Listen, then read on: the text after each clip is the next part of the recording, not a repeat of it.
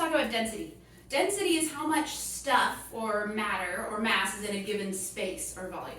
So here we have a Hoberman sphere. It's got all these little pieces of plastic. That's the stuff. These are our atoms. And it's in this space, about the size of a bowling ball. But we can increase the size of this sphere, but we aren't adding more stuff to it. We're just increasing the size. So between the two options, they both have the same amount of stuff, the same amount of pieces. The denser one is this one because it has more stuff in a smaller space. This has the same amount of stuff but in a bigger space, so it is less dense. The equation for density is mass over volume. So it's how much stuff, or atoms, a mass of something over volume, or the space that it takes up. Let's do a couple of examples. Here I've got a jar of water, and I've got two things. The density of water is approximately 1 gram per milliliter, so it's approximately 1. Things that are more dense than water will sink in water. Things that are less dense will float. So this marble is going to sink, and this chunk of apple is going to float. So of these two, the marble is more dense than water, so its density will be greater than 1, and the apple will have a density less than 1 because it floats.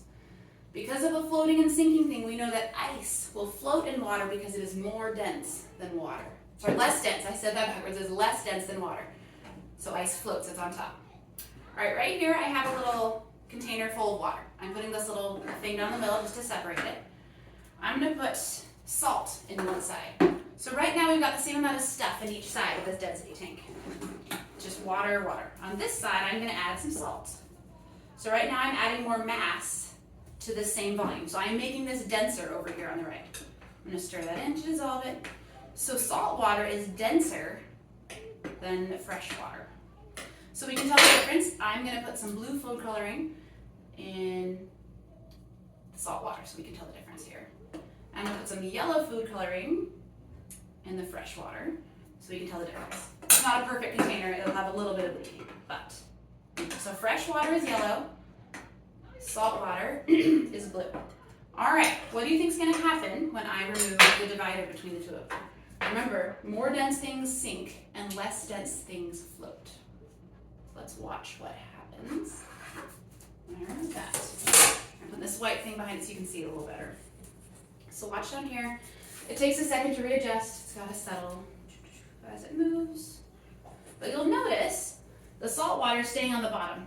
That blue color is on the bottom because it is more dense. The fresh water right here on the top is staying yellow and it stays on the top. Let's see if we can mix this up a little bit though. I'm going to put this divider back inside. Now I'm going to mix up this side.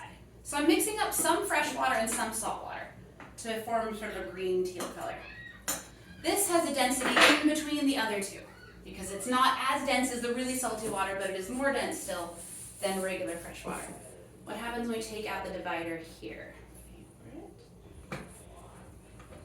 All right, watch what happens.